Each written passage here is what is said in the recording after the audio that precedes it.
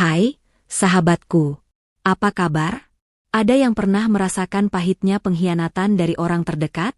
Udah banting tulang sampai merana, malah dibuang begitu saja? Kalau iya, kisah ini cocok banget buat kamu.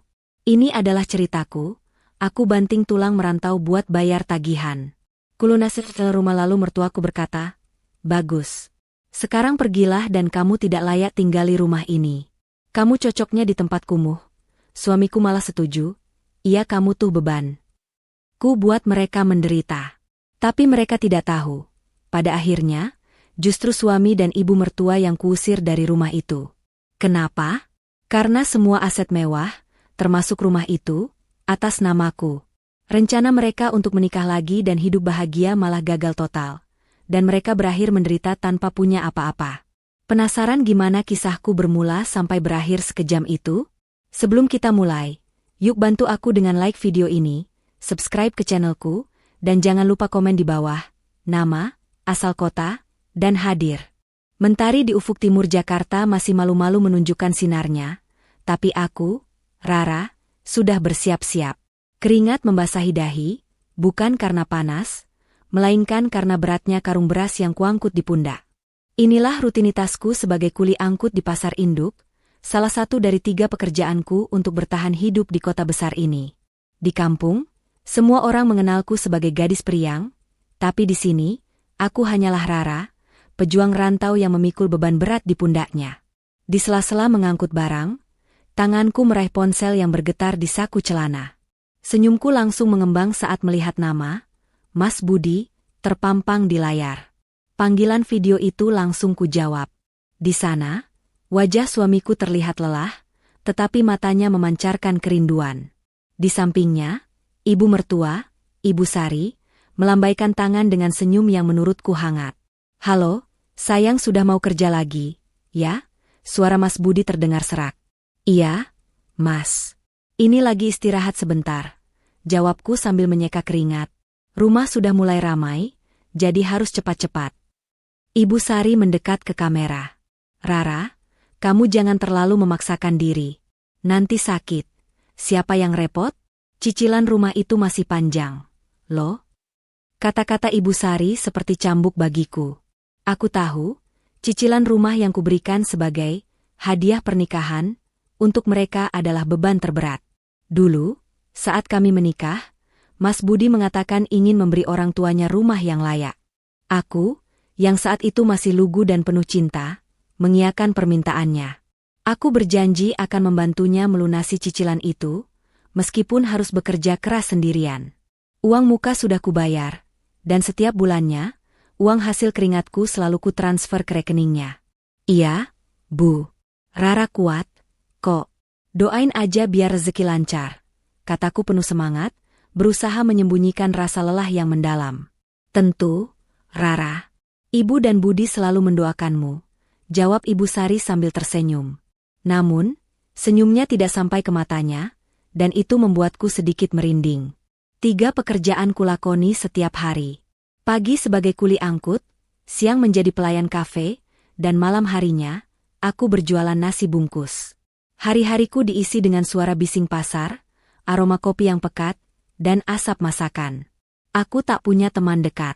Semua waktu dan energiku hanya untuk satu tujuan, melunasi cicilan rumah itu, agar aku bisa kembali berkumpul dengan Mas Budi dan Ibu Sari.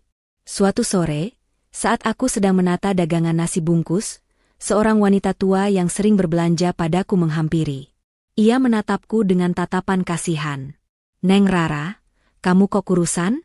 Jangan terlalu keras kerja, Nak. Hidup itu bukan cuma soal uang," ujarnya lembut. "Iya, Nek. Saya sedang berjuang untuk keluarga di kampung," jawabku. Nenek itu tersenyum sendu. "Orang yang kamu perjuangkan, apakah mereka juga berjuang untukmu? Coba sesekali kamu lihat, apakah uang yang kamu kirim itu benar-benar digunakan untuk cicilan? Atau malah untuk hal-hal lain?" Kata-kata nenek itu menohok hatiku. Aku tidak pernah terpikirkan. Aku selalu percaya penuh pada Mas Budi dan Ibu mertua. Setiap kali mereka mengeluh, aku selalu mengirimkan uang lebih. Aku tak pernah menuntut bukti, karena keyakinanku pada mereka begitu besar. Tapi ucapan nenek itu membuat benih-benih keraguan mulai tumbuh di hatiku. Panggilan video dengan Mas Budi kembali terhubung malam itu. Dia terlihat sedang bersantai di sofa baru yang empuk. Di meja, ada beberapa makanan cepat saji yang terlihat mahal. Ibu Sari juga terlihat memakai pakaian baru. Hatiku mencelos. Padahal, aku di sini hanya makan nasi dengan lauk seadanya untuk menghemat. Mas, itu sofa baru? Tanyaku ragu. Oh, ini iya, Rara. Sofa yang lama sudah jelek, ibu minta ganti. Daripada ibu tidak nyaman di rumah, kan? Jawab Mas Budi dengan santai. Aku menelan ludah. Tapi cicilannya bagaimana, Mas? Tenang saja, sayang. Cicilan aman kok, berkat kiriman darimu, kata Mas Budi sambil mengelus-elus lengan Ibu Sari yang duduk di sebelahnya. Aku mengangguk, mencoba meyakinkan diri bahwa semuanya baik-baik saja. Aku menatap foto pernikahan kami yang terpampang di dinding belakang mereka. Di sana, kami berdua tersenyum bahagia, penuh harapan. Aku hanya berharap, janji dan harapan yang ada di foto itu tidak pernah pudar. Aku terus bekerja, membanting tulang, demi janji yang terikat pada cicilan rumah. Aku yakin, satu hari nanti, semua pengorbananku akan terbayar lunas. Aku harus percaya. Aku harus. 3 tahun berlalu. Jakarta telah menjadi rumah keduaku, sebuah kota yang tak pernah tidur, tempat impian dan kenyataan beradu. Aku, Rara, kini bukan lagi gadis lugu yang hanya mengandalkan pekerjaan kasar. Tekadku yang membara telah mendorongku untuk meningkatkan diri. Setelah menabung dari sisa upahku, aku mengambil kursus singkat menjahit dan desain. Pekerjaanku kini bertambah. Pagi hingga sore aku masih berjualan nasi bungkus di kantin kantor, dan malamnya, aku menerima pesanan jahit dari beberapa butik kecil. Hasilnya, uang yang kukirim ke Mas Budi dan Ibu Sari menjadi 2 kali lipat lebih banyak. Aku tak pernah membelikan barang mewah untuk diriku sendiri. Ponselku masih model lama, pakaianku hanya itu-itu saja, dan makananku masih sederhana. Setiap kali ada sisa uang, aku langsung menyisihkannya untuk tabungan darurat dan sisanya ku transfer. Aku percaya, dengan cara ini, cicilan rumah impian itu akan lunas lebih cepat. Aku membayangkan momen ketika aku bisa kembali, memeluk Mas Budi dan Ibu Sari, dan kami semua bisa hidup bahagia di rumah yang telah aku bayar dengan keringat dan air mata. Namun, harapan itu mulai diuji. Komunikasi dengan Mas Budi dan Ibu Sari menjadi semakin sulit. Panggilan video yang dulu rutin kini menjadi jarang. Alasannya selalu sama, Mas lagi sibuk, atau Ibu lagi arisan, Ra. Hatiku mulai terasa aneh. Saat menelepon, suara mereka terdengar tergesa-gesa, seperti ingin segera mengakhiri percakapan. Aku mencoba berpikir positif. Mungkin memang benar mereka sibuk, atau mungkin mereka tidak ingin mengganggu pekerjaanku. Suatu hari, aku mendapatkan kiriman video dari Mas Budi.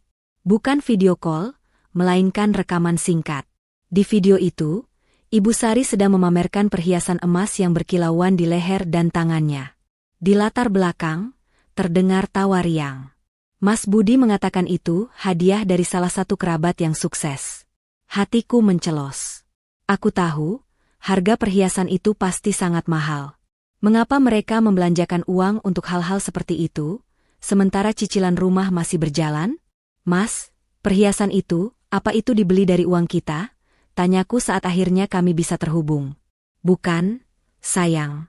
Ini hadiah dari Tante Susi, dia pulang dari Singapura, jawab Mas Budi cepat. Jangan terlalu banyak bertanya, ya. Kamu fokus saja kerja di sana. Nanti kalau sudah lunas, kita liburan bareng. Aku mengangguk pelan, tapi hatiku tak tenang. Rasa curiga yang dulu ditanamkan oleh nenek tua di pasar kini tumbuh semakin subur. Aku mulai berpikir, jangan-jangan uang yang kukirim selama ini tidak sepenuhnya digunakan untuk cicilan. Aku mulai memeriksa mutasi rekening bankku, melihat dengan seksama setiap transfer yang telah kukirim. Jumlahnya besar. Sangat besar. Aku memutuskan untuk melakukan sesuatu. Aku mulai mencari tahu tentang pengembang perumahan yang menjual rumah itu. Melalui media sosial dan beberapa kontak, aku berhasil menemukan nomor telepon kantor pemasaran mereka. Jantungku berdebar kencang saat aku menelepon. Selamat siang, saya Rara. Saya ingin menanyakan status cicilan rumah atas nama Bapak Budi dan Ibu Sari, tanyaku dengan suara bergetar. Mohon maaf, Ibu Rara. Kami tidak bisa memberikan informasi detail kepada pihak ketiga. Bisakah Bapak Budi atau Ibu Sari yang menelepon langsung? Jawab petugas itu sopan, tetapi hatiku semakin tidak karuan. Aku mencoba meyakinkan diriku bahwa mungkin mereka benar. Aku tidak punya hak untuk tahu, karena namaku tidak tercantum dalam dokumen cicilan. Aku mencoba menelepon Mas Budi, tapi ponselnya tidak aktif.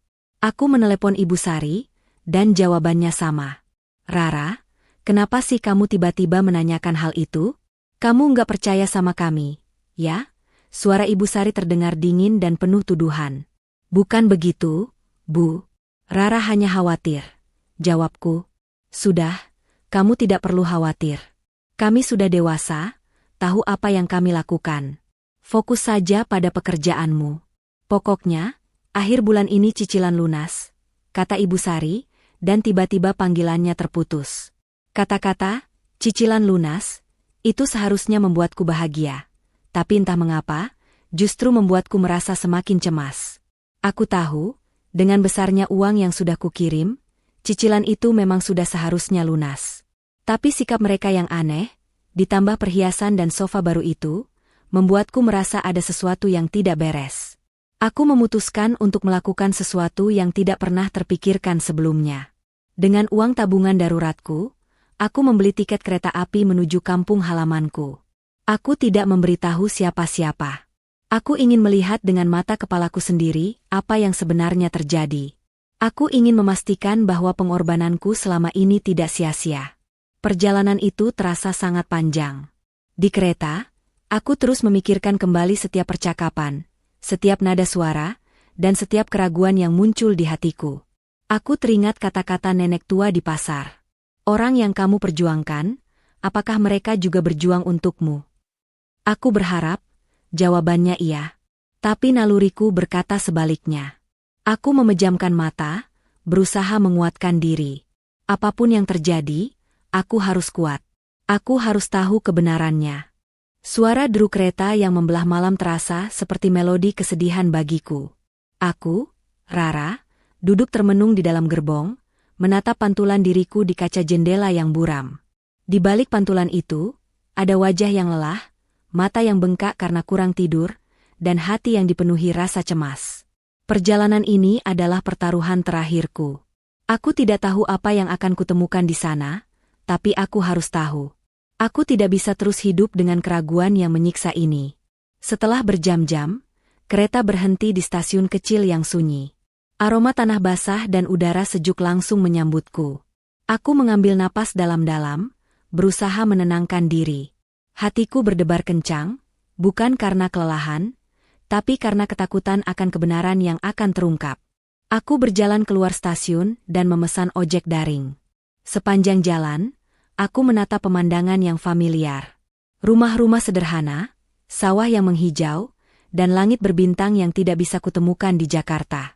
Semuanya terasa sama, kecuali satu hal, hatiku. Setibanya di gang menuju rumah, mataku langsung menangkap sesuatu yang tidak biasa. Sebuah mobil sedan berwarna hitam mengkilap terparkir di depan gerbang. Mobil itu terlihat sangat baru, dengan kilauan yang belum pudar. Jantungku berdegup lebih cepat. Mobil ini bukan milik siapapun yang kukenal. Aku berjalan perlahan, mencoba tidak membuat suara. Aku melihat lampu rumah menyala terang, dan terdengar suara tawa riang dari dalam. Aku mengintip dari celah gerbang. Di ruang tamu, Mas Budi dan Ibu Sari sedang duduk bersama seorang wanita yang sangat cantik. Rambutnya lurus terurai, wajahnya dirias sempurna, dan ia mengenakan gaun sutra yang terlihat sangat mahal. Mas Budi duduk di sebelahnya, memegang tangannya dengan mesra. Mereka berdua tertawa lepas, dan Ibu Sari terlihat sangat bahagia. Hatiku terasa seperti ditusuk. Siapa wanita itu? Mengapa Mas Budi memegang tangannya? Pertanyaan-pertanyaan itu berkecamuk di pikiranku. Aku menelan ludah, berusaha menguatkan diri. Aku membuka gerbang perlahan, membuat suara decitan kecil. Semua tawa di ruangan itu terhenti. 3 pasang mata langsung menoleh ke arahku. Wajah Ibu Sari dan Mas Budi yang semula bahagia, langsung berubah pucat pasi. Sementara wanita itu menatapku dengan tatapan bingung, seolah bertanya-tanya siapa aku. "Rara?" kata Ibu Sari dengan suara terkejut, suaranya terdengar seperti bisikan. "Hai, Mas." "Ibu." Jawabku, suaraku bergetar. Aku berusaha tersenyum, tapi rasanya sangat sulit. Air mata sudah menggenang di pelupuk mataku. Mas Budi berdiri, ekspresinya dipenuhi rasa panik. "Rara, kenapa kamu pulang tidak bilang-bilang?" Aku tidak menjawab. Mataku hanya tertuju pada wanita itu. Dia masih duduk dengan tenang di sofa, menatapku dengan rasa ingin tahu. "Siapa dia, Mas?" tanyaku, suaraku bergetar lebih kencang. "Oh, dia Tante Susi, teman arisan ibu yang baru pulang dari Singapura," kata Ibu Sari, berusaha menyembunyikan kegugupannya. "Iya, kan, Susi?" Wanita itu tersenyum canggung. "Bukan, Bu. Nama saya Cika." Dunia seolah runtuh di hadapanku. Cika. Bukan Tante Susi. Ibu Sari berbohong. Mas Budi berbohong. Semua perhiasan itu, mobil baru itu, sofa baru itu, semuanya adalah kebohongan. Air mataku akhirnya menetes, jatuh membasahi pipiku. "Mas, ini semua apa maksudnya?" tanyaku pada Mas Budi, menuntut jawaban. Mas Budi menghela napas, ekspresi paniknya berganti menjadi kesal. "Sudahlah, Ra, kamu pulang juga tidak ada gunanya. Uangmu tidak akan cukup untuk mengubah apapun." "Uang? Uang yang mana, Mas?" "Uang yang kukirim setiap bulan? Uang untuk melunasi cicilan rumah ini?" tanyaku, suaraku meninggi. "Kalian bilang cicilan sudah lunas. Tapi kenapa? Kalian membeli mobil, perhiasan, dan sekarang ada wanita ini." Ibu Sari tersenyum sinis. "Kamu benar, Rara. Cicilan rumah ini memang sudah lunas. Tapi itu berkat uang yang kami dapat dari tempat lain, bukan hanya darimu. Lagi pula, apa urusannya denganmu? Nama kamu juga tidak tercantum di sertifikat rumah ini." Kepalaku terasa pusing. "Apa? Tapi uang yang kukirimkan setiap bulan itu." "Oh, uangmu." Ibu Sari tertawa kecil, tawa yang menusuk hatiku. "Uangmu itu kami gunakan untuk hal-hal yang lebih penting. Masa kamu tega melihat Budi dan Ibu hidup susah? Uangmu kami gunakan untuk gaya hidup, untuk bersenang-senang, untuk membeli mobil ini, dan untuk biaya pacaran Budi dengan Cika." Dadaku terasa sesak. Aku menoleh pada Mas Budi, berharap dia akan membantah ibunya. Tapi Mas Budi hanya diam, menunduk, tidak berani menatap mataku. Wanita bernama Cika itu, entah sadar atau tidak, menatapku dengan tatapan kasihan. "Tunggu," kataku, suaraku bergetar hebat. "Kalian pacaran? Lalu, aku ini siapa, Mas?" Kamu istriku, Rara. Tapi, kamu tahu kan? Kamu tidak sepadan denganku lagi," kata Mas Budi, suaranya pelan tapi menusuk. "Cika bisa memberiku segalanya yang tidak bisa kamu berikan." Air mataku tumpah ruah. "Aku banting tulang, Mas. Aku kerja dari pagi sampai malam. Semua itu untukmu. Untuk kalian. Aku tidak pernah peduli dengan diriku sendiri." "Halah, lebay." Suara Ibu Sari terdengar tajam. "Kamu itu memang pantasnya kerja kasar. Kamu tidak pantas tinggal di rumah mewah seperti ini. Kamu cocoknya di tempat kumuh." Hatiku hancur berkeping-keping. Aku menatap Mas Budi, berharap dia akan membelaku. Tapi Mas Budi malah mengangguk. "Iya, kamu tuh beban," katanya dengan nada dingin. "Kamu tidak pernah bisa membantuku dalam karir. Aku butuh pendamping yang sepadan, yang bisa membantuku maju." Kata-kata itu bagai bom yang meledak di dadaku. Beban? Setelah semua yang kuberikan? Setelah 3 tahun aku berjuang sendirian di Jakarta? Semua pengorbananku tidak berarti apa-apa. "Pergilah, Rara. Kamu tidak layak tinggal di rumah ini. Kamu tidak cocok dengan kami," kata Ibu Sari, mengusirku seolah-olah aku pengemis. Aku berdiri mematung di tengah ruangan, air mata membasahi wajahku. Aku menatap Mas Budi yang berdiri di samping Cika. Mereka terlihat sangat serasi. Aku menatap Ibu Sari yang tersenyum sinis. Semua yang kupercaya selama ini adalah kebohongan. Pengkhianatan ini terasa lebih menyakitkan daripada kelelahan fisik yang selama ini kurasakan. Tiba-tiba, rasa sakit itu berubah menjadi kemarahan yang membara. Aku tidak akan menyerah. Aku tidak akan pergi begitu saja. Kalian pikir, kalian bisa mengusirku begitu saja? Kataku, suaraku menjadi serak karena menahan emosi. Kalian salah besar. Ini belum berakhir. Aku akan membuat kalian menderita. Aku akan pastikan kalian menyesal. Mata Mas Budi dan Ibu Sari melebar karena terkejut. Mereka tidak menyangka aku akan melawan. Mereka mengira aku akan menangis dan pergi begitu saja, seperti gadis lugu yang mereka kenal. Tapi mereka salah. Mereka tidak tahu, di dalam hatiku, telah lahir Rara yang baru. Rara yang kuat, Rara yang berani, dan Rara yang tidak akan pernah membiarkan siapapun menginjak-injak harga dirinya lagi. Aku menatap mereka dengan tatapan yang penuh kebencian. Ini adalah awal dari pembalasanku.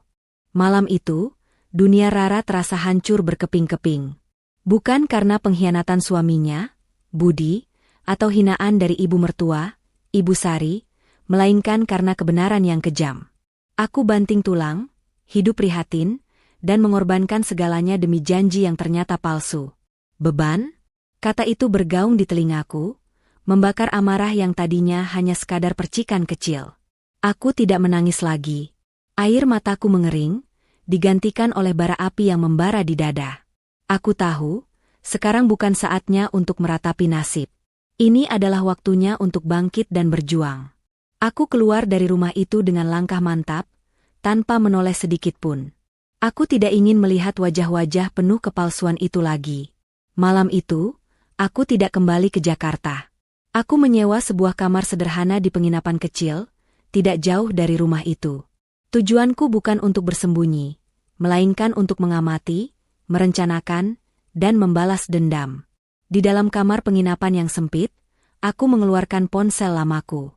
Layar retak dan bodi yang usang menjadi saksi bisu betapa kerasnya aku bekerja. Aku membuka aplikasi perbankan, melihat setiap mutasi yang tercatat. Selama 3 tahun, setiap bulan, ratusan juta rupiah telah berpindah dari rekeningku ke rekening Budi.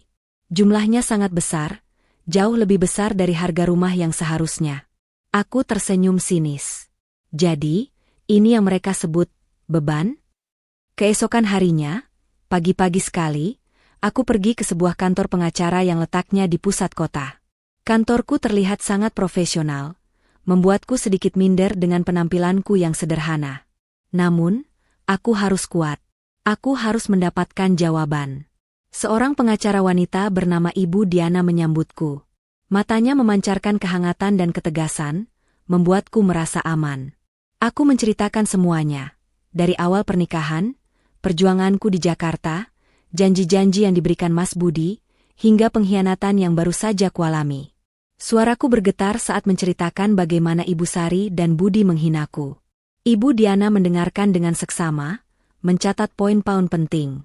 Setelah aku selesai, Ibu Diana menarik napas panjang.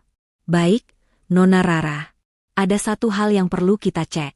Anda bilang Anda yang membayarkan uang muka dan cicilannya, bukan? Aku mengangguk. Ya, Bu. Semuanya dari uang saya. Lalu, apa nama yang tercantum di dokumen sertifikat rumah? Apakah atas nama Budi? Tanyanya. Aku terdiam. Saya tidak tahu, Bu. Saya tidak pernah melihatnya. Budi selalu bilang itu urusannya. Tapi, saya rasa itu atas nama dia. Ibu Diana tersenyum tipis. Seringkali, dalam kasus seperti ini, orang yang tidak tahu apa-apa justru lebih beruntung. Bolehkah saya melihat buku nikah Anda? Aku menyerahkan buku nikahku yang sudah sedikit lusuh. Ibu Diana membukanya, membaca isinya dengan teliti. Lalu ia tersenyum, senyum yang membuat hatiku berdebar. Saya butuh informasi alamat lengkap rumah itu dan nama pengembangnya, kata Ibu Diana, sambil mengetik di komputernya. Jika data saya benar, maka ada kemungkinan besar sertifikat rumah itu atas nama Anda. Mengapa? Karena Anda yang membayar uang muka. Meskipun Budi dan ibunya yang menandatangani kontrak awal, uang muka itu mengikat nama pembayar. Biasanya, dalam kasus seperti ini, nama yang tercantum di sertifikat adalah nama yang memiliki ikatan finansial paling kuat dengan properti tersebut. Mari kita cek. Dunia terasa berputar. Sertifikat atas namaku? Selama ini, aku hanya berpikir bahwa itu adalah hadiah untuk mereka. Aku tidak pernah berpikir itu akan menjadi milikku. Aku menunggu dengan cemas. Ibu Diana terlihat sangat fokus, mengetik dan menelepon beberapa kali. Setelah beberapa menit yang terasa seperti berjam-jam, Ibu Diana meletakkan teleponnya. Dia menatapku. Tatapan matanya penuh dengan kepastian. Nona Rara, saya sudah cek dengan pihak pengembang. Rumah itu, dan semua yang ada di dalamnya, sah atas nama Anda. Kepalaku terasa pusing. Ini seperti mimpi. Semua hinaan, semua pengorbanan, semua rasa sakit itu ternyata tidak sia-sia. Aku bukan beban. Aku adalah pemilik sahnya. Sertifikat, mobil baru, perhiasan, semua aset yang dibeli dengan uang yang Anda kirimkan, secara hukum adalah hak Anda. Budi dan ibunya tidak punya hak apapun atas semua itu. Apalagi setelah pengakuan mereka bahwa uang itu bukan untuk melunasi cicilan, melainkan untuk gaya hidup mereka, kata Ibu Diana. Apa yang harus saya lakukan, Bu? Tanyaku. Pertama, kita kumpulkan semua bukti. Salinan mutasi rekening, cetak semua percakapan yang Anda miliki dengan mereka, dan semua foto atau video yang mereka kirimkan yang menunjukkan gaya hidup mewah mereka, kata Ibu Diana. Setelah itu, kita kembali ke rumah itu. Kali ini, Anda tidak datang sebagai menantu yang terbuang. Anda datang sebagai pemilik sah. Kita akan ditemani oleh petugas hukum untuk menghindari konflik. Pikiranku berputar cepat. Rencana ini sangat sempurna. Aku tidak perlu lagi memohon. Aku tidak perlu lagi menjelaskan. Aku hanya perlu menuntut hakku. Hari itu juga, aku kembali ke bank untuk mencetak semua mutasi rekeningku. Petugas bank menatapku dengan tatapan bingung saat aku meminta riwayat transaksi selama 3 tahun terakhir. Ribuan lembar transaksi dicetak. Setiap lembar menjadi bukti bisu dari pengorbananku. Di dalamnya, tertulis dengan jelas jumlah yang kukirim, tanggal, dan nama penerima. Aku juga memeriksa kembali semua riwayat percakapan di aplikasi pesan. Banyak pesan yang sudah dihapus oleh mereka, tapi beberapa masih tersisa. Aku menemukan pesan-pesan Mas Budi yang meminta uang tambahan, dengan alasan, untuk biaya cicilan yang mendesak. Semua kebohongan itu kini menjadi amunisiku. Aku kembali ke penginapan. Di sana, aku mengatur semua bukti yang telah kukumpulkan. Tumpukan kertas mutasi rekening, hasil tangkapan layar percakapan, dan foto-foto kemewahan mereka. Semuanya adalah bukti yang tak terbantahkan. Malam harinya, aku kembali ke rumah itu. Dari luar, aku melihat lampu masih menyala. Budi dan Ibu Sari sedang duduk di sofa, terlihat sangat santai. Di meja, ada beberapa botol minuman mahal. Mereka tidak tahu, di luar gerbang, ada seseorang yang akan menghancurkan kebahagiaan palsu mereka. Aku menarik napas dalam-dalam. Jantungku berdebar kencang, tapi bukan karena ketakutan. Kali ini, karena kegembiraan. Aku tidak akan lagi menjadi korban. Aku akan menjadi pemenang. Aku akan memastikan mereka tahu bahwa beban yang mereka usir adalah kunci dari semua kebahagiaan mereka. Dan aku akan mengambilnya kembali. Aku menghubungi Ibu Diana. Bu, saya sudah siap, kataku dengan suara mantap. Bagus. Besok pagi, kita kembali ke sana, dengan membawa semua dokumen yang dibutuhkan. Kita akan berikan mereka kejutan yang tak akan pernah mereka lupakan, jawabnya. Senyum sinis terukir di bibirku. Aku tidak sabar menunggu esok pagi. Aku ingin melihat ekspresi wajah mereka ketika mereka menyadari bahwa mereka telah menggali kuburan mereka sendiri. Mereka mengira aku akan jatuh. Tapi mereka salah. Mereka tidak tahu, dari abu penderitaan, aku bangkit menjadi Phoenix. Dan kini, aku akan membakar habis kebohongan yang telah mereka bangun. Mentari pagi di kampung halaman terasa berbeda. Sinarnya yang hangat tidak lagi membangkitkan rasa damai di hatiku, melainkan membakar semangat pembalasan yang membara. Aku, Rara, mengenakan pakaian rapi, bukan lagi seragam lusuh penjual nasi bungkus, melainkan kemeja dan celana panjang yang memberiku kekuatan. Aku sudah tidak terlihat seperti wanita yang hancur kemarin. Aku terlihat seperti seseorang yang siap untuk berperang. Ibu Diana, pengacaraku, datang menjemputku dengan senyuman tipis yang menenangkan. Dia memegang sebuah tas berisi semua dokumen penting, bukti dari pengorbananku selama ini yang kini akan menjadi senjata andalanku. Anda yakin, Rara? Tanyanya saat kami berjalan menuju rumah itu. Sangat yakin, Bu, jawabku mantap. Mereka menganggap saya lemah. Mereka tidak tahu bahwa saya sudah belajar untuk menjadi kuat. Kami tiba di depan gerbang. Mobil mewah yang kemarin terparkir di sana kini bersih mengkilap. Budi sedang mencuci mobil itu, sambil bersiul riang. Ibu Sari keluar dari rumah, membawa secangkir teh panas untuknya. Mereka berdua terlihat sangat bahagia, seolah-olah tidak pernah terjadi apa-apa. Seolah-olah mereka tidak pernah menghinaku, tidak pernah menganggapku beban. Melihat pemandangan itu, hatiku terasa dingin. Selamat pagi, Budi, sapaku, suaraku datar dan tanpa emosi. Seketika, Budi menjatuhkan selang air di tangannya. Ekspresi wajahnya yang semula riang berubah menjadi pucat pasi. Ibu Sari yang tadinya tersenyum, kini membelalakan matanya saat melihatku. Mereka berdua terdiam, terkejut melihat kehadiranku kembali. Kali ini, bukan dengan mata yang bengkak karena tangisan, melainkan dengan tatapan tajam dan penuh keyakinan. Rara, kenapa kamu kembali? Tanya Ibu Sari, suaranya terdengar panik. Bukankah Ibu sudah bilang, kamu tidak pantas di sini? Kenapa? Ini rumah saya, jawabku tenang. Seketika, tawa sinis keluar dari mulut Ibu Sari. Rumahmu? Kamu itu halusinasi ya? Ini rumah Budi dan Ibu. Kami yang melunasinya. Budi menyahut, kamu jangan mengada-ada, Ra. Lebih baik kamu pulang saja. Kami tidak ingin ada keributan di sini. Aku tidak mempedulikan mereka. Aku menoleh pada Ibu Diana. Bu Diana, silakan jelaskan. Ibu Diana maju satu langkah. Selamat pagi, Bapak Budi dan Ibu Sari. Saya Diana, pengacara dari Nona Rara. Kami datang ke sini untuk meluruskan beberapa hal. Wajah Budi dan Ibu Sari semakin pucat. Mereka tahu, kedatanganku bersama seorang pengacara bukan pertanda baik. Saya ingin memberikan surat pemberitahuan ini, kata Ibu Diana sambil menyerahkan sebuah amplop coklat. Ibu Sari meraih amplop itu dengan tangan gemetar. Saat ia membukanya, matanya terbelalak. Wajahnya yang semula penuh kesombongan kini dipenuhi kebingungan. Di dalam amplop itu, terdapat salinan sertifikat rumah yang sudah dibalik nama, dengan jelas mencantumkan namaku sebagai pemiliknya. Tidak mungkin. Ini tidak mungkin, teriak Ibu Sari, matanya berkedip-kedip tidak percaya. Sertifikat ini atas nama Budi. Dia yang melunasinya. Itu adalah kebohongan yang Anda buat sendiri, Ibu Sari, kataku. Saya punya semua bukti transfer uang yang saya kirimkan ke rekening Budi selama 3 tahun. Uang itu digunakan untuk membayar cicilan rumah dan sisanya untuk gaya hidup mewah kalian.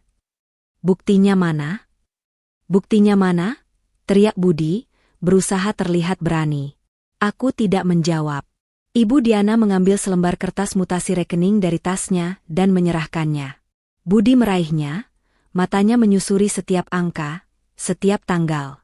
Wajahnya yang semula sombong kini berubah menjadi ketakutan. Di sana, tertulis dengan jelas, setiap transfer dari rekeningku, yang jumlahnya jauh melampaui harga rumah. Ini cuma kertas kosong. Budi mencoba mengelak. Jangan bodoh, Budi, kataku, suaraku tajam. Itu adalah bukti. Saya juga punya salinan percakapanmu yang meminta uang dengan alasan cicilan mendesak. Semua kebohongan kalian, kini menjadi amunisi saya. Kamu merekam kami? Tanya Ibu Sari, suaranya bergetar. Tidak perlu merekam, Bu. Saya hanya perlu mencetak apa yang sudah ada, kataku. Saya tahu kalian juga membeli mobil ini, perhiasan, dan semua perabot mewah di dalam rumah dengan uang yang saya kirim. Secara hukum, semua itu adalah hak saya. Saat itulah, sebuah taksi berhenti di depan gerbang. Cika keluar dari taksi, membawa sebuah koper. Dia tersenyum melihat Budi. Senyuman itu langsung lenyap saat dia melihatku. Mas Budi, Ibu ada apa ini? Siapa dia? Tanya Cika, menatapku dengan bingung. Tidak ada apa-apa, Cika. Dia hanya mantan istriku, kata Budi, mencoba menenangkan Cika. Dia datang untuk membuat keributan. Mantan istri? Kamu sudah cerai? Tanya Cika, terkejut. Ya, kami sudah cerai, jawab Budi cepat. Dia sudah tidak punya hak apa-apa di sini. Oh ya? Budi, bukankah aku pernah mengatakan bahwa jika suatu hari nanti kamu tidak setia, semua yang kamu punya akan hilang? Tanyaku, tersenyum dingin. Apa maksudmu? Tanya Budi, merasa tidak nyaman. Aku mengeluarkan sebuah dokumen lain dari tas Ibu Diana.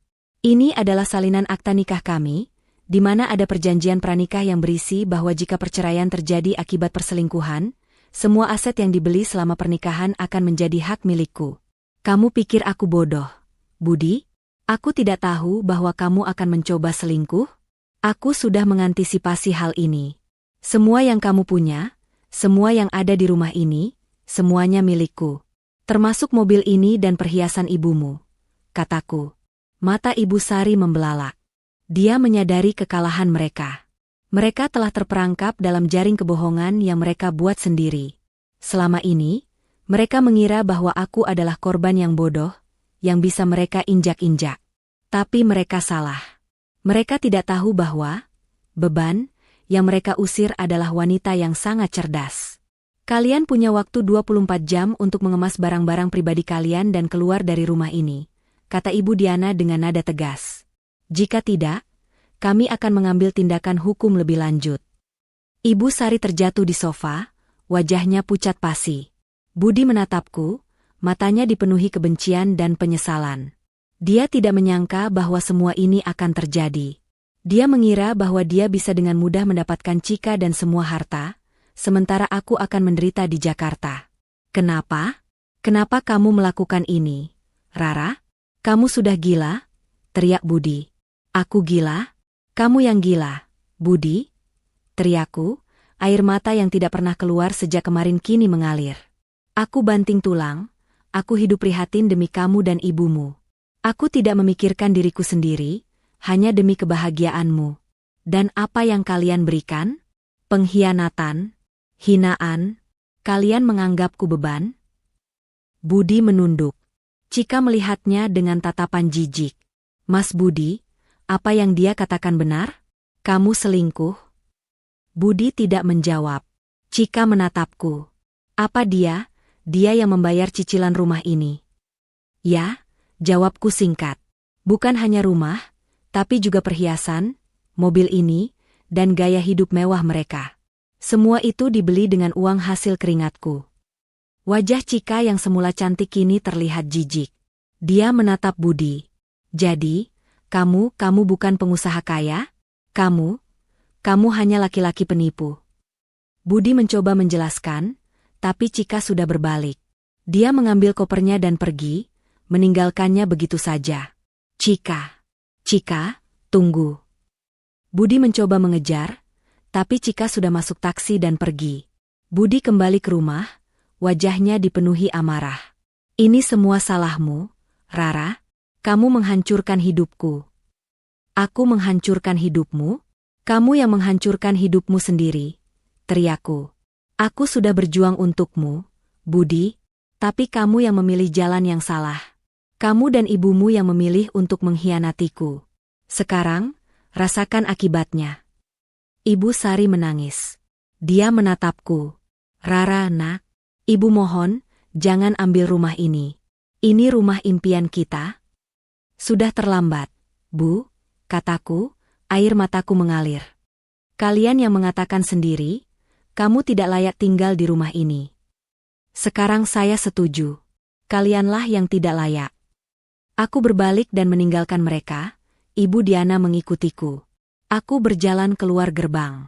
Di belakangku, kudengar tangisan Ibu Sari dan amarah Budi.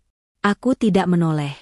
Kaki-kakiku melangkah mantap, meninggalkan masa lalu yang menyakitkan. Mereka mengira aku akan jatuh. Tapi mereka salah. Mereka tidak tahu, Dari abu penderitaan, aku bangkit menjadi Phoenix. Dan kini, aku akan mengambil kembali semua yang menjadi hakku. Ini adalah awal dari pembalasan yang manis. Aku akan membuat mereka menderita, sampai mereka menyadari betapa bodohnya mereka membuang orang seperti aku. Aku akan memastikan, mereka tidak akan pernah bisa bangkit lagi. Keheningan yang mencekam menggantung di udara. Tangisan Ibu Sari terdengar pecah, memenuhi ruang tamu yang tadinya penuh tawa dan kebahagiaan. Budi berdiri mematung, menatap pintu gerbang yang baru saja dilewati Rara dan pengacaranya. Tubuhnya bergetar, bukan karena kedinginan, melainkan karena amarah, penyesalan, dan ketakutan yang bercampur menjadi satu. Mobil mewah di depannya, perhiasan di leher ibunya, dan setiap perabotan di dalam rumah ini, semua kini terasa seperti bayangan yang siap lenyap. Bud, Ibu tidak percaya. Itu semua tidak mungkin. Rara pasti berbohong.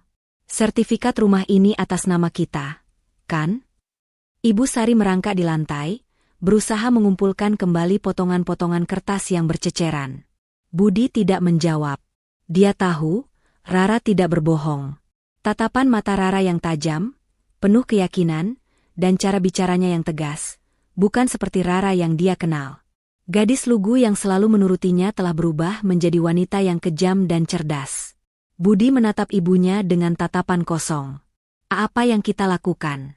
Bud, rumah kita akan diusir? Tidak mungkin. Ibu Sari menangis histeris. Kita harus cek lagi, Bu. Mungkin Rara punya trik, kata Budi, suaranya parau. Ia mengambil ponselnya. Tangannya gemetar saat menghubungi seorang teman pengacaranya yang lain. Halo, Rudy? Aku mau minta tolong, ini soal rumah.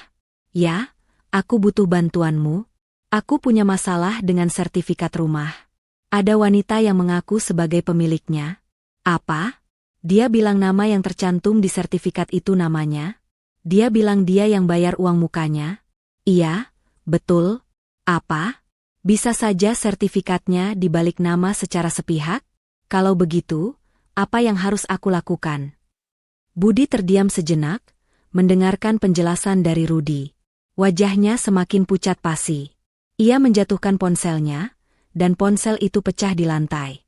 Dia bilang apa? Budi? Kenapa kamu diam saja? Teriak Ibu Sari. Dia bilang itu sah. Bahwa karena Rara yang bayar uang mukanya, nama yang tercantum di sertifikat bisa jadi memang namanya. Jawab Budi, suaranya bergetar. Dan pengakuan kita kemarin soal uang Rara yang kita pakai untuk senang-senang, itu sudah jadi bukti kuat di pengadilan. Kita dalam masalah, Bu. Ibu Sari terjatuh di lantai, meratapi nasib. Tidak. Ini tidak mungkin. Ibu tidak mau.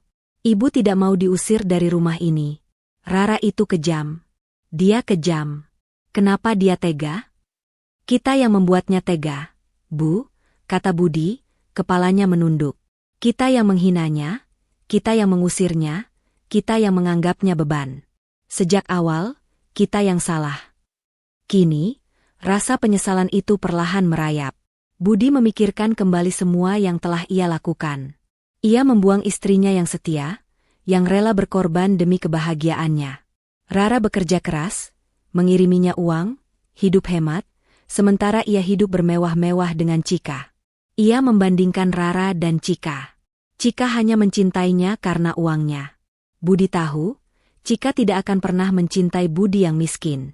Dan kini, ia telah kehilangan segalanya. Kita harus pergi. Kita harus siapkan barang-barang kita, kata Budi. Pergi kemana? Kita tidak punya apa-apa lagi. Semua uang sudah kita gunakan untuk foya-foya, teriak Ibu Sari. Mata Budi menatap ke seluruh penjuru rumah, dari perabot mewah, televisi layar datar, hingga mobil baru yang kemarin ia cuci dengan bangga. Semua itu adalah hasil kerja keras Rara, yang kini akan diambil kembali olehnya. Budi merasa seperti orang asing di rumahnya sendiri. Pukul 3 sore, sebuah truk besar tiba di depan gerbang. 2 orang buruh angkut turun dari truk itu, membawa beberapa kotak kosong. Di belakang mereka, berdiri Ibu Diana, pengacara Rara. Selamat sore. Kami datang untuk membantu Anda mengemas barang-barang pribadi Anda, kata Ibu Diana, suaranya tenang tapi dingin. Budi dan Ibu Sari terkejut. Mereka tidak menyangka Rara akan secepat ini.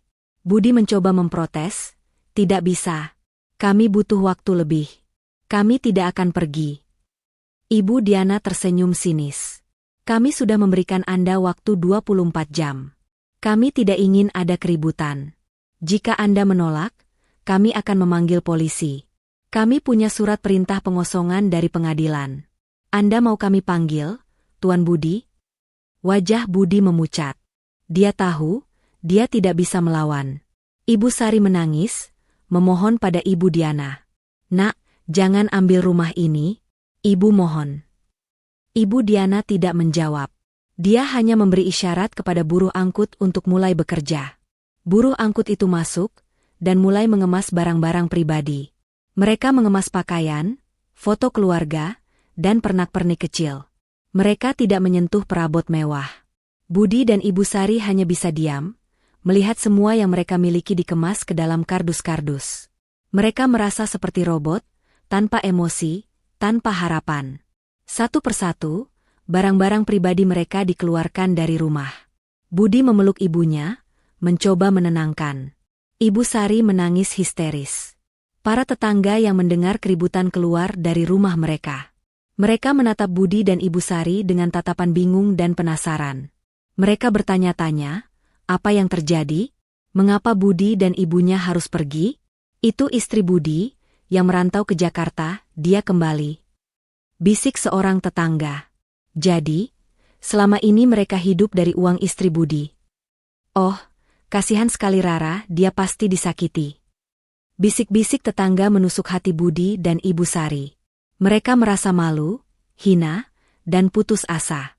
Semua yang mereka banggakan, semua yang mereka pamerkan, kini menjadi bumerang. Mereka menjadi bahan gunjingan.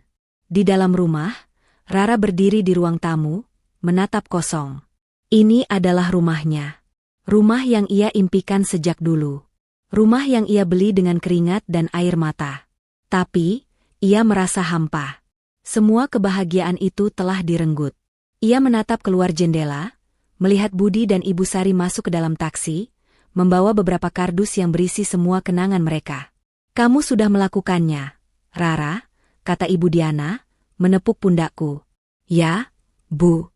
Tapi saya tidak merasa menang," kataku, air mataku menetes. "Saya hanya merasa lelah." Ibu Diana tersenyum lembut. "Itu wajar. Kemenangan sejati bukanlah saat kamu bisa menghancurkan orang lain. Kemenangan sejati adalah saat kamu bisa bangkit dari kehancuran." Aku mengangguk. Aku tahu, ini baru permulaan. Perjuanganku belum berakhir. Taksi yang membawa Budi dan Ibu Sari melaju, meninggalkan rumah mewah itu. Mereka tidak tahu akan pergi kemana. Mereka tidak punya tujuan. Mereka hanya punya beberapa lembar uang di saku, dan beberapa kardus yang berisi kenangan pahit. Budi menatap ibunya yang terus menangis. Ia merasa bersalah. Ia telah menghancurkan hidup ibunya. "Ini semua salahmu. Kamu yang menyuruhku menikah dengan Rara. Dan kamu juga yang menyuruhku menikah dengan Cika," teriak Budi. Ibu Sari menatapnya dengan marah. "Kamu yang tidak pernah berani melawan. Kamu yang membohongi Rara. Kamu yang memilih untuk berselingkuh. Ini semua salahmu." Mereka bertengkar hebat, di dalam taksi yang sempit. Tidak ada lagi Cika, tidak ada lagi uang, tidak ada lagi gaya hidup mewah. Yang ada hanyalah penyesalan, kebencian, dan kehancuran. Mereka tidak tahu akan tidur di mana malam ini. Mereka tidak punya apa-apa lagi. Sementara itu, Rara duduk di sofa, di ruang tamu rumahnya yang baru. Lampu rumah menyala terang, memancarkan kehangatan yang tidak bisa ia rasakan. Ia memejamkan mata, membiarkan semua emosi mengalir. Ia sudah melakukan yang terbaik. Dan kini, ia akan memulai hidup baru. Hidup yang bebas dari pengkhianatan dan kebohongan. Ia akan membangun kebahagiaan yang sejati, tanpa perlu mengorbankan dirinya lagi. Ia akan bangkit, menjadi Phoenix yang lebih kuat. Taksi yang membawa Budi dan Ibu Sari melaju, membelah jalanan kota yang hiruk-pikuk. Di dalam mobil, keheningan yang tadi dipenuhi tangisan kini digantikan oleh pertengkaran sengit. Kata-kata kasar meluncur dari mulut mereka, saling menyalahkan. Ibu Sari menangis terseduh-seduh, memeluk erat tas tangannya yang sudah kusut. Di dalamnya, hanya ada beberapa lembar uang kertas dan beberapa perhiasan imitasi. Budi duduk dengan wajah muram, menatap keluar jendela, seolah-olah semua ini hanyalah mimpi buruk yang akan segera berakhir. Namun, ia tahu, ini adalah kenyataan.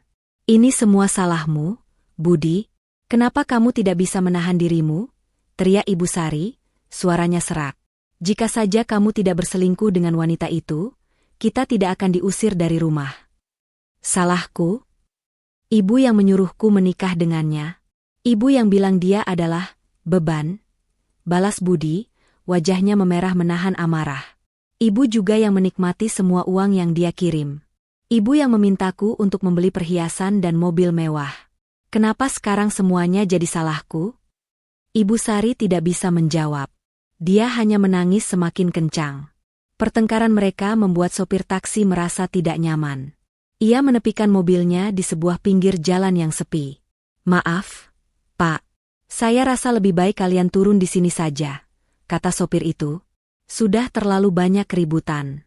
Ini juga tidak baik untuk saya. Enak saja. Saya belum sampai ke tujuan, teriak Budi. Memangnya kalian punya tujuan?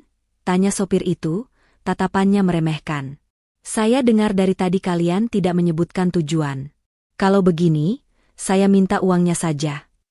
Budi mengeluarkan beberapa lembar uang dari dompetnya. Ia menatap sopir itu dengan tatapan jijik. Ini, ambil saja.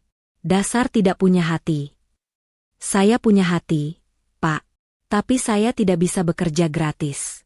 Saya sopir taksi, bukan sopir pengantar orang gila, kata sopir itu sambil mengambil uang itu dan melaju pergi, meninggalkan Budi dan Ibu Sari di pinggir jalan yang gelap.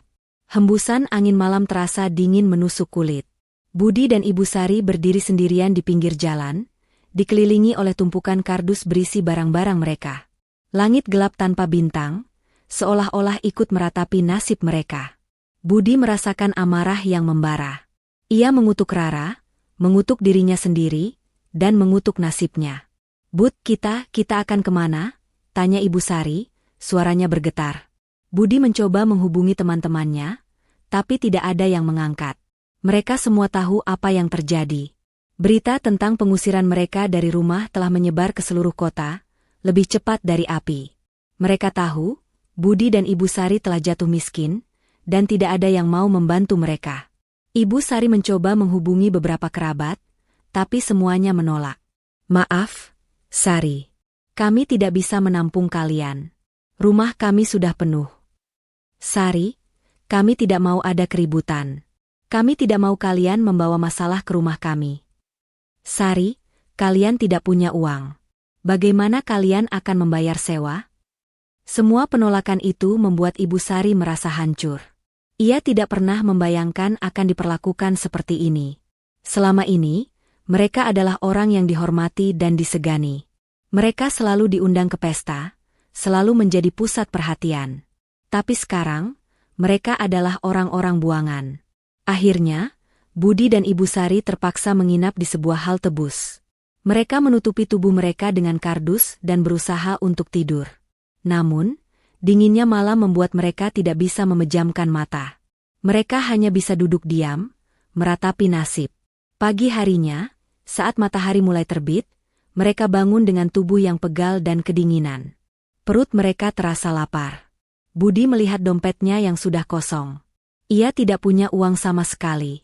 Ia menatap ibunya, yang wajahnya terlihat sangat lelah dan pucat. Bu, kita harus cari makan, kata Budi. Mereka berjalan kaki, mencari warung makan yang murah. Namun, dengan uang yang tidak seberapa, mereka hanya bisa membeli 2 porsi nasi bungkus. Nasi yang mereka makan terasa hambar, tidak sebanding dengan masakan mewah yang biasa mereka santap di rumah. Aku tidak bisa makan ini, Budi, keluh Ibu Sari. Aku tidak terbiasa makan seperti ini. Makan saja, Bu. Kita tidak punya pilihan, bentak Budi.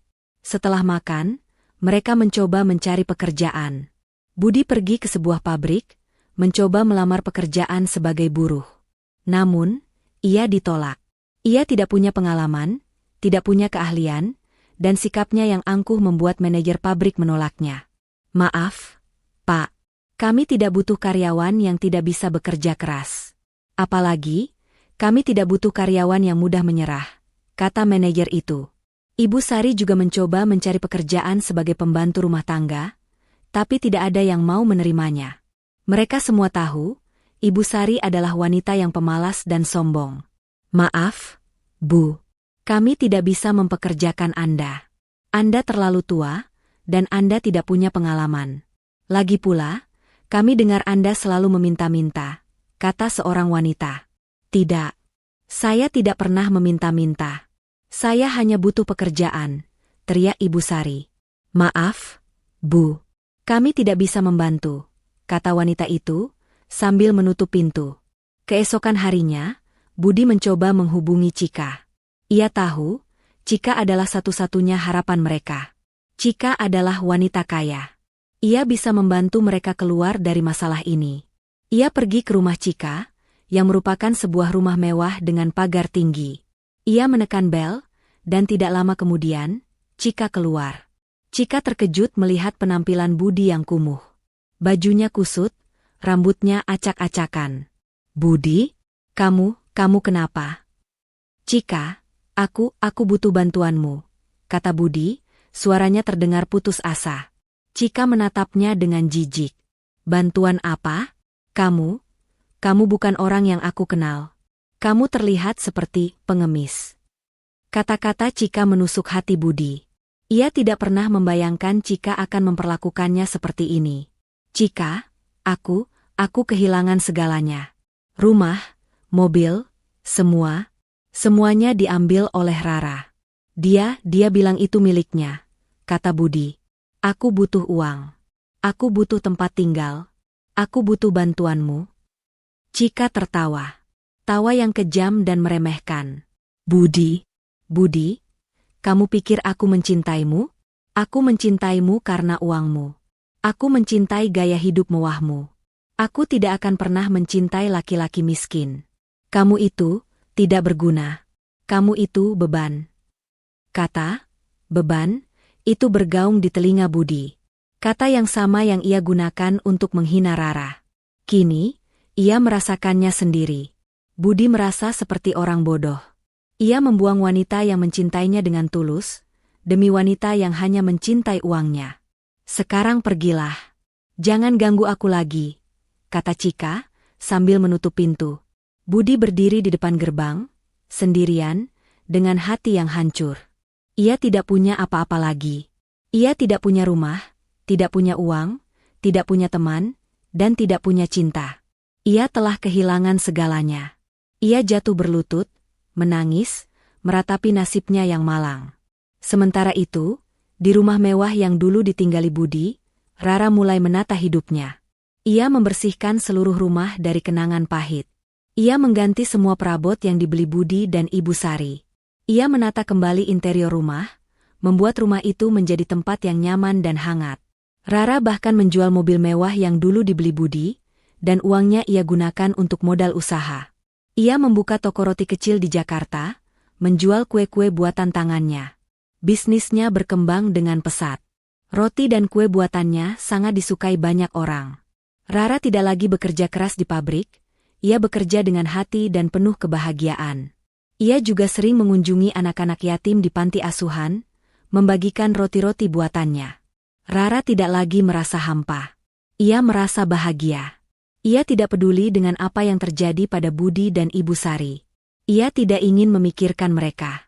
Ia hanya ingin fokus pada hidupnya, pada masa depannya. Di sisi lain, Budi dan Ibu Sari terpaksa menyewa sebuah kamar kecil di sebuah daerah kumuh. Kamar itu sempit, kotor, dan pengap. Mereka tidur di lantai yang dingin, dengan tikus-tikus yang berlarian. Mereka tidak punya uang untuk membeli makanan, dan mereka seringkali kelaparan. Ibu Sari sakit-sakitan, tubuhnya kurus kering. Budi juga terlihat sangat kurus dan lemah. Wajahnya yang dulu ceria kini dipenuhi dengan keputusasaan. Malam itu, Budi dan Ibu Sari duduk di depan kamar mereka, menatap kosong. Bu, Ibu, aku rindu rumah kita, kata Budi, suaranya parau. Aku juga, Nak. Ibu juga, jawab Ibu Sari, air matanya menetes. Kita salah. Kita sudah membuat kesalahan besar. Kita membuang berlian demi sepotong kerikil. Budi menangis, ia memeluk ibunya. Ia menyadari, mereka sudah terlalu jauh.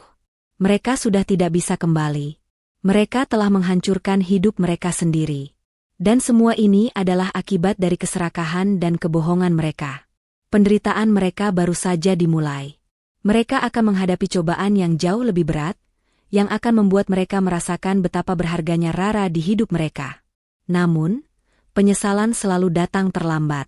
Pagi itu, udara di lorong sempit tempat mereka tinggal terasa pengap dan lembab. Bau sampah yang membusuk, bercampur dengan aroma amis dari selokan, menusuk hidung Budi. Ia terbangun dari tidurnya yang tidak nyenyak, merasakan pegal di sekujur tubuhnya, karena tidur beralaskan lantai semen yang dingin.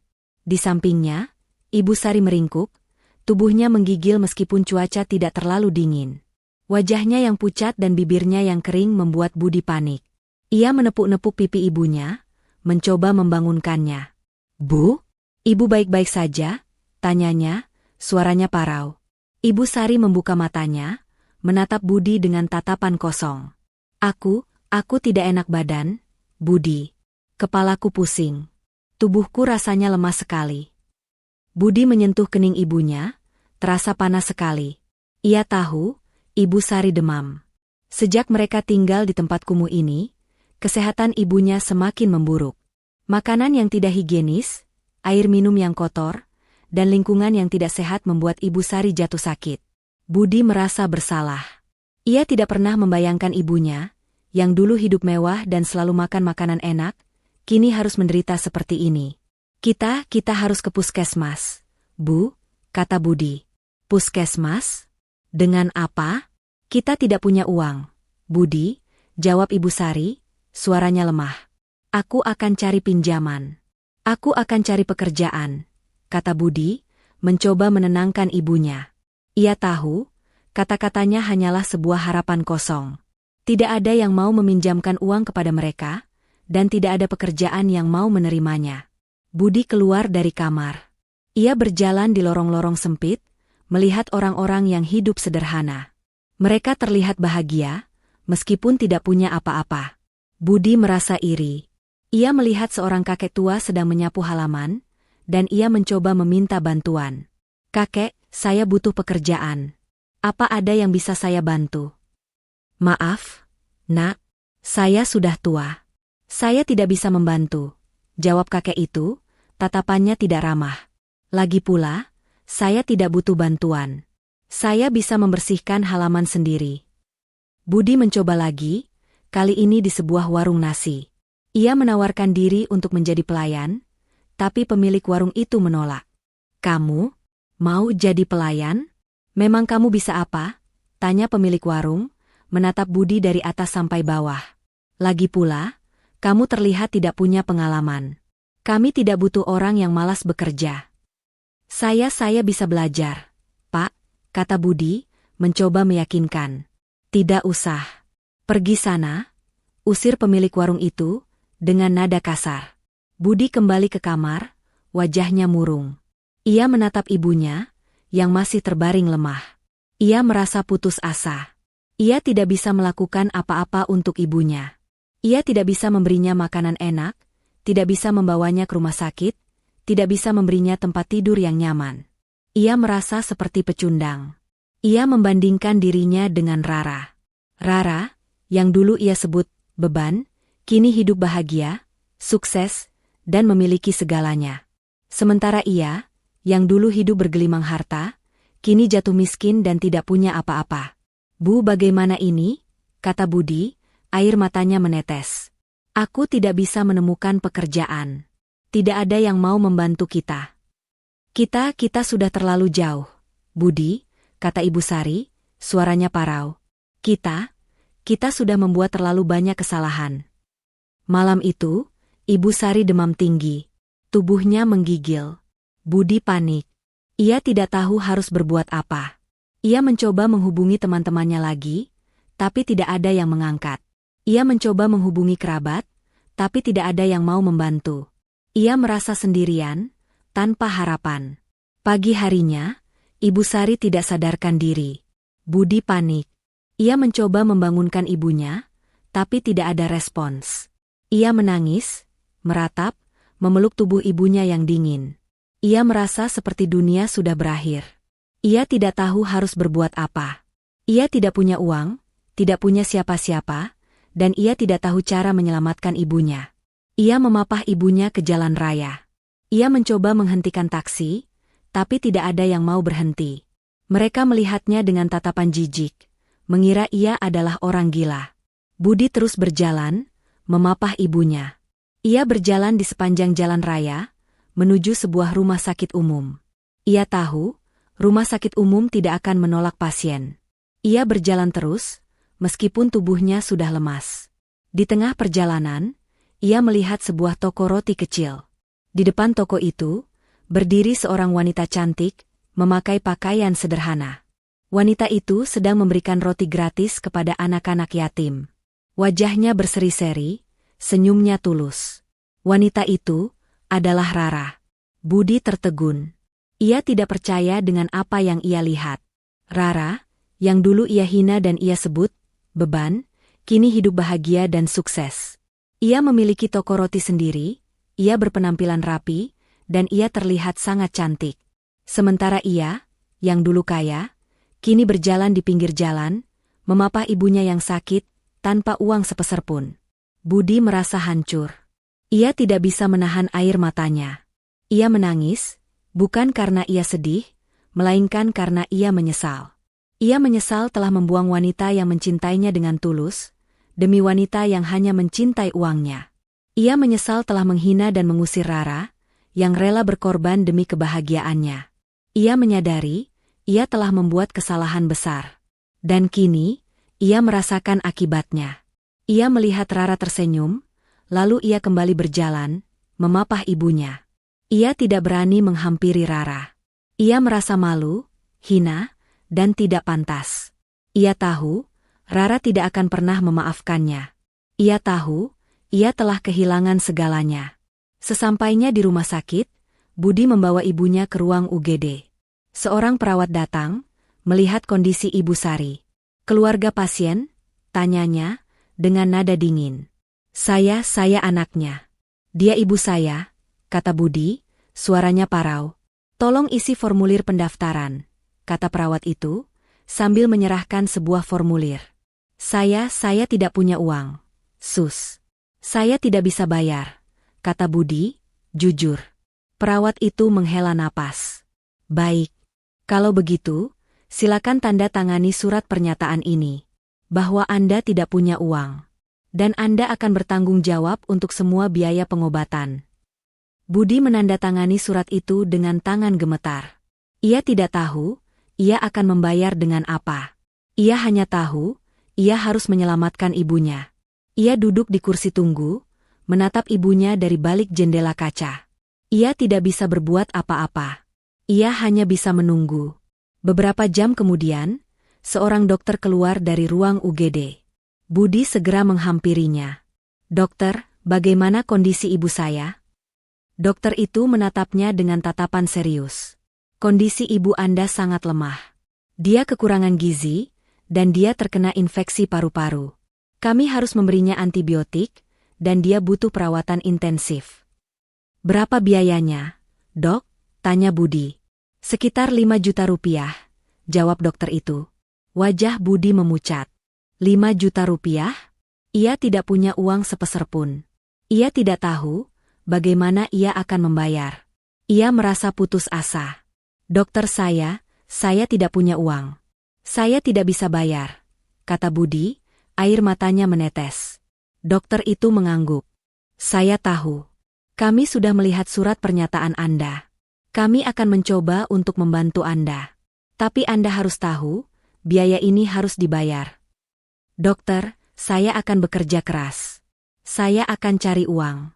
Saya janji akan membayar, kata Budi. Baiklah. Kalau begitu, silakan Anda mencari uang. Kami akan merawat ibu Anda. Tapi, Anda harus tahu, kami tidak bisa menjamin apa-apa, kata dokter itu, sambil menepuk pundak Budi, lalu pergi. Budi duduk di kursi tunggu, menatap kosong. Ia tidak punya apa-apa lagi. Ia tidak punya uang, tidak punya rumah, tidak punya teman, dan ia bahkan tidak bisa menyelamatkan ibunya.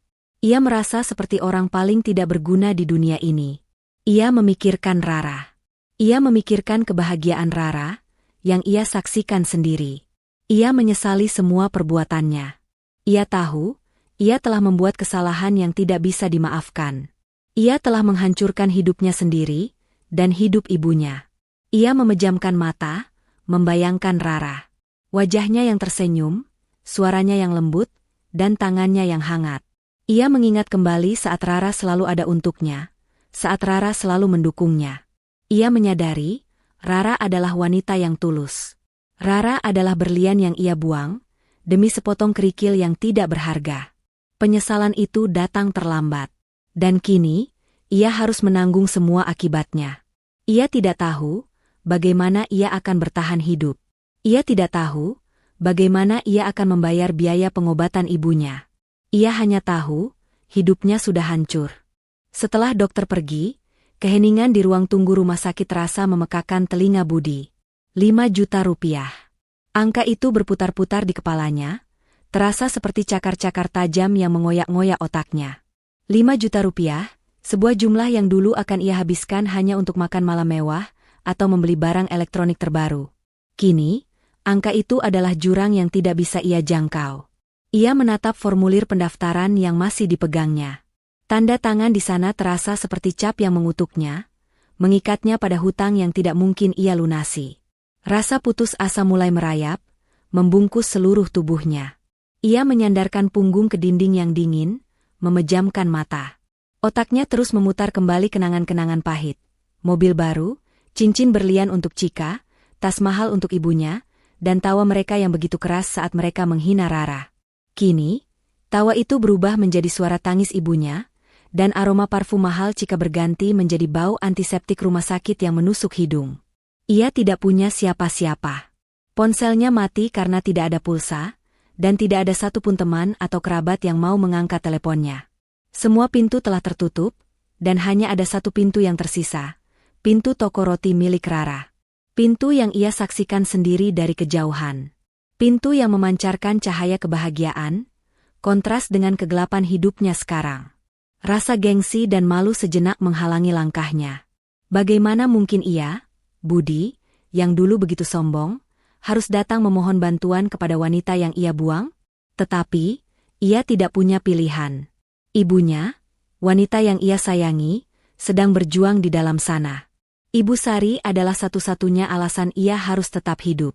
Dan untuk menyelamatkan ibunya, ia rela melakukan apa saja, bahkan jika itu harus mengorbankan harga dirinya. Dengan langkah gontai, ia bangkit. Ia mengabaikan perutnya yang keroncongan, dan rasa lemas yang merayap di tubuhnya. Ia hanya memikirkan satu hal, Rara. Ia harus mencari Rara. Dengan sisa uang yang ada di dompetnya, ia naik bus. Di dalam bus, ia duduk di kursi belakang, menyembunyikan wajahnya dengan tangan. Ia takut ada orang yang mengenalinya. Ia takut harus menghadapi tatapan jijik dan bisik-bisik meremehkan. Ia melihat keluar jendela. Dunia di luar terlihat begitu cerah dan bahagia. Orang-orang tertawa, berbelanja, dan menikmati hidup. Ia merasa seperti orang asing di dunia ini. Ia teringat saat ia dan Cika berjalan di mal, berbelanja tanpa memikirkan uang. Ia teringat saat Rara harus bekerja siang dan malam di pabrik, hanya untuk mengiriminya uang. Penyesalan itu terasa seperti pisau yang tajam, mengiris-iris hatinya. Sesampainya di depan toko roti Rara, kakinya terasa lemas. Jantungnya berdebar kencang. Toko itu terlihat ramai. Anak-anak kecil tertawa sambil memakan roti, pasangan muda duduk di meja-meja kecil, menikmati kue dan kopi. Semua orang terlihat bahagia. Di tengah keramaian itu, Budi melihat Rara. Wanita itu terlihat begitu anggun, wajahnya berseri-seri saat ia melayani pelanggan. Budi merasa seperti berada di dunia yang berbeda. Dunia yang tidak lagi ia miliki. Ia menarik napas dalam-dalam, menguatkan diri. Dengan langkah yang berat, ia masuk ke dalam toko. Lonceng kecil di pintu berbunyi, mengumumkan kehadirannya. Semua orang menoleh ke arahnya, dan Budi merasakan tatapan mereka menusuknya. Mereka melihat penampilannya yang kumuh, dan mereka saling berbisik. Bukankah itu Budi, mantan suami Rara? Oh, kasihan sekali dia terlihat sangat menyedihkan. Rara menoleh, tatapannya bertemu dengan tatapan Budi. Senyum di wajahnya memudar. Matanya memancarkan rasa terkejut dan sedikit jijik. Budi mendekati meja kasir, tempat Rara berdiri. Ia menundukkan kepalanya, tidak berani menatap mata Rara. "Ra?" Suaranya bergetar. Aku mau minta maaf." Rara tidak menjawab. Ia hanya menatapnya, menunggu Budi melanjutkan kata-katanya. Aku menyesal, Ra. Aku menyesal sudah berbuat jahat sama kamu. Aku menyesal sudah membuang kamu. Aku menyesal sudah membuat kamu menderita. Aku menyesal sudah mengusir kamu." Budi tidak bisa melanjutkan kata-katanya. Ia menunduk, air matanya menetes, membasahi lantai. Ia menangis tersedu-sedu, seperti anak kecil yang kehilangan mainannya. Aku minta maaf, Ra. Tolong maafkan aku." Rara tetap diam. Ia hanya memandang Budi, tidak mengucapkan sepatah kata pun. Keheningan itu membuat Budi merasa semakin malu. Ia merasakan tatapan pelanggan yang menatapnya dengan tatapan meremehkan. Ia merasakan tatapan karyawannya yang menatapnya dengan tatapan aneh. Ia merasa seperti pecundang. Ia merasa seperti orang paling hina di dunia ini. Aku tahu, kamu tidak akan memaafkan aku. Aku tahu, aku sudah terlalu jauh, kata Budi, suaranya parau. Tapi, Bu Sari dia sakit, Ra. Dia butuh perawatan di rumah sakit. Aku tidak punya uang. Aku tidak punya apa-apa. Rara menghela napas. Ia tidak menjawab, tapi ia mengambil selembar kertas dan sebuah pulpen. Ia menulis sesuatu di atas kertas, lalu memberikannya kepada Budi. Ambil ini, katanya, suaranya dingin. Ini adalah alamat rumah sakit, dan ini adalah nama dokter yang menangani ibumu. Pergilah ke sana, dan jangan pernah kembali ke sini lagi. Budi menatap kertas itu, tidak percaya. Di atas kertas itu, ada nama rumah sakit, dan ada nama seorang dokter. Ia tahu, Rara sudah tahu segalanya. Ia tahu, Rara sudah membayar biaya pengobatan ibunya. Ia tahu, Rara sudah menyelamatkan ibunya. Ra, kamu sudah membayar biaya pengobatan ibu? Tanya Budi, suaranya bergetar. Rara tidak menjawab. Ia hanya mengangguk. Budi menangis lagi. Ia tidak tahu harus berkata apa. Ia merasa bersyukur, tetapi juga merasa malu. Ia memeluk Rara, tapi Rara menolaknya. Jangan sentuh aku, kata Rara, suaranya dingin. Pergilah. Aku tidak mau melihatmu lagi. Budi pergi, dengan hati yang hancur. Ia tahu, ia telah kehilangan segalanya. Ia telah membuang wanita yang mencintainya dengan tulus, demi wanita yang hanya mencintai uangnya. Ia telah menghancurkan hidupnya sendiri, dan hidup ibunya. Ia kembali ke rumah sakit, dan ia melihat ibunya terbaring di tempat tidur. Ibu Sari terlihat lebih baik. Wajahnya tidak lagi pucat, dan demamnya sudah turun. Budi tahu, Rara telah menyelamatkan ibunya. Ia duduk di samping ibunya, memegang tangannya. Ia menangis, meratapi semua kesalahan yang telah ia lakukan. Ibu maafkan aku, kata Budi, suaranya parau. Aku sudah membuat kesalahan besar. Aku sudah menghancurkan hidup kita. Ibu Sari membuka matanya, menatap Budi. Air mata menetes dari matanya. Budi, kita sudah terlalu jauh. Kita sudah tidak bisa kembali. Budi memeluk ibunya. Ia tahu, mereka sudah tidak bisa kembali. Mereka telah menghancurkan hidup mereka sendiri. Dan kini, mereka harus menanggung semua akibatnya. Mereka tidak akan pernah bisa kembali ke kehidupan yang dulu mereka miliki. Mereka akan hidup miskin, tanpa uang, tanpa rumah, dan tanpa cinta. Dan semua ini adalah akibat dari keserakahan dan kebohongan mereka. Setelah permohonan maaf yang penuh harga diri di toko roti, Budi dan Ibu Sari kembali ke lorong sempit tempat mereka tinggal, membawa serta beban penyesalan yang jauh lebih berat daripada beban fisik yang mereka pikul. Mereka tidur di atas kardus yang sudah lembab dan kotor, dengan perut keroncongan dan hati yang hancur. Budi memejamkan mata, namun yang terbayang bukanlah kegelapan, melainkan wajah Rara yang berseri-seri saat memberikan roti pada anak-anak yatim. Ia mengingat setiap kata yang ia ucapkan saat menghina dan mengusir Rara, dan setiap kata itu kini berbalik menjadi belati yang menusuk-nusuk jantungnya.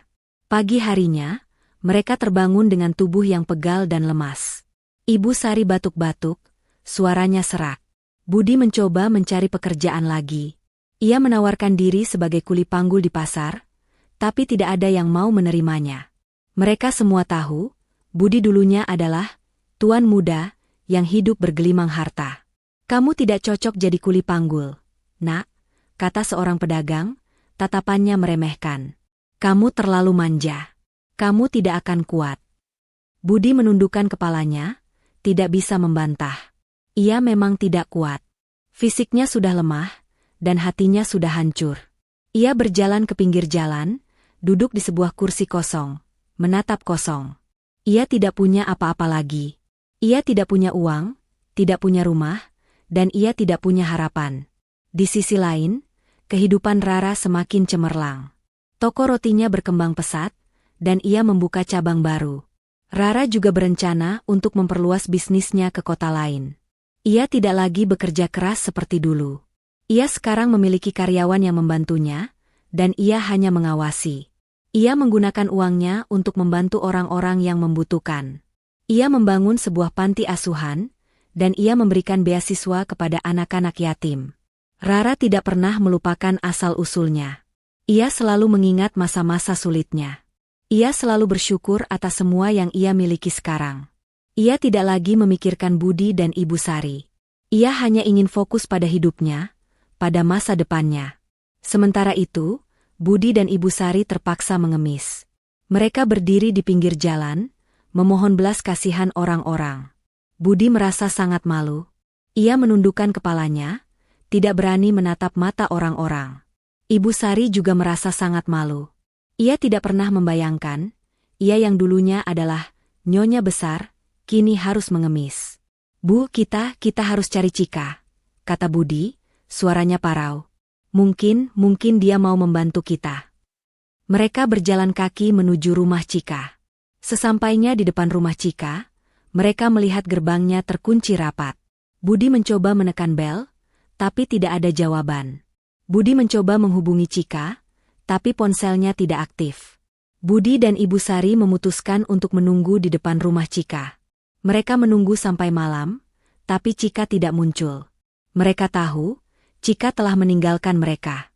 Mereka kembali ke lorong sempit, dengan hati yang hancur. Mereka tidak punya apa-apa lagi. Mereka tidak punya siapa-siapa. Mereka hanya punya satu sama lain. Dan mereka menyadari, semua ini adalah akibat dari keserakahan dan kebohongan mereka. Puncak penderitaan mereka terjadi di hari yang tak terduga. Budi dan Ibu Sari duduk di pinggir jalan, wajah mereka kusut dan pakaian mereka lusuh. Tiba-tiba, sebuah mobil mewah melaju melewati mereka. Mobil itu berhenti di depan sebuah rumah mewah, dan seorang wanita keluar dari mobil itu. Wanita itu adalah Rara. Budi dan Ibu Sari terkejut. Mereka tidak percaya dengan apa yang mereka lihat. Rara, yang dulu mereka hina, kini hidup bergelimang harta. Ia mengenakan gaun yang indah, dan ia terlihat sangat cantik. Ia berjalan menuju rumah, dan membuka pintu. Budi dan Ibu Sari melihat interior rumah itu. Rumah itu terlihat sangat mewah, dengan perabot yang indah dan lukisan-lukisan mahal. "Bu, itu rumah kita," kata Budi, suaranya bergetar. Tidak mungkin," kata Ibu Sari, air matanya menetes. Tiba-tiba, seorang pria keluar dari rumah itu. Pria itu tampan dan gagah. Ia memeluk Rara, dan mereka berdua tertawa. Budi dan Ibu Sari melihat wajah pria itu. Pria itu adalah pemilik pabrik tempat Rara bekerja. Budi dan Ibu Sari merasa hancur. Mereka tahu, Rara telah menikah lagi. Budi dan Ibu Sari berlari menuju rumah itu. Mereka menekan bel, dan tidak lama kemudian, seorang satpam keluar. Ada yang bisa saya bantu? Tanya satpam itu, tatapannya tajam. Kami mau bertemu dengan Rara, kata Budi, suaranya parau. Kami butuh bantuan. Maaf, Tuan. Tapi Rara tidak mau bertemu dengan kalian, kata satpam itu. Beliau bilang, kalian tidak diizinkan masuk ke dalam rumah ini.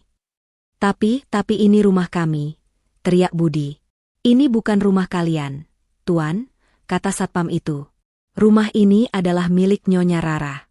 Dan semua aset di dalamnya, termasuk mobil mewah itu, juga milik Nyonya Rara. Budi dan Ibu Sari tertegun. Mereka tidak percaya dengan apa yang mereka dengar. Mereka berpikir, rumah itu adalah milik mereka. Mereka tidak tahu, Rara sudah membeli rumah itu. Tidak mungkin, kata Ibu Sari, air matanya menetes. Itu rumah kami. Kami yang membeli rumah itu. Maaf, Nyonya, kata satpam itu. Tapi Nyonya Rara sudah membeli rumah ini sejak lama. Dan semua aset di dalamnya, termasuk mobil mewah itu, juga sudah atas namanya. Budi dan Ibu Sari merasa hancur. Mereka menyadari, semua ini adalah rencana Rara. Rara sudah tahu segalanya. Ia sudah tahu, mereka akan mengusirnya. Ia sudah tahu, mereka akan menjual rumah itu. Ia sudah tahu, mereka akan menikah dengan Cika. Rara sudah merencanakan ini semua sejak awal. Ia membiarkan mereka hidup bergelimang harta, lalu ia mengambil semua harta itu kembali. Budi dan Ibu Sari diusir dari lingkungan itu. Mereka berjalan di pinggir jalan, dengan hati yang hancur. Mereka melihat Rara dari jauh, dikelilingi kebahagiaan, sementara mereka sendiri harus menanggung penderitaan seumur hidup. Bu, kita sudah kalah, kata Budi, suaranya parau. Kita sudah dihancurkan oleh Rara. Ibu Sari tidak bisa menjawab. Ia hanya menangis. Ia tahu, mereka sudah tidak bisa kembali. Mereka telah menghancurkan hidup mereka sendiri. Dan semua ini adalah akibat dari keserakahan dan kebohongan mereka. Narasi, ini adalah akhir dari kisah Budi, Ibu Sari, dan Rara. Kisah ini adalah bukti bahwa kebaikan akan selalu menang, dan kejahatan akan selalu dihukum. Kisah ini adalah pesan untuk kita semua, bahwa hidup tidak selalu tentang uang, dan bahwa kebahagiaan sejati tidak bisa dibeli dengan uang. Tuhan tidak pernah tidur. Ia selalu melihat apa yang kita lakukan. Ia selalu memberikan balasan yang setimpal. Kebaikan akan dibalas dengan kebaikan, dan kejahatan akan dibalas dengan penderitaan. Jadi, marilah kita menjadi orang yang baik. Marilah kita menjadi orang yang tulus. Karena pada akhirnya, kebaikan akan selalu menang, dan kejahatan akan selalu kalah.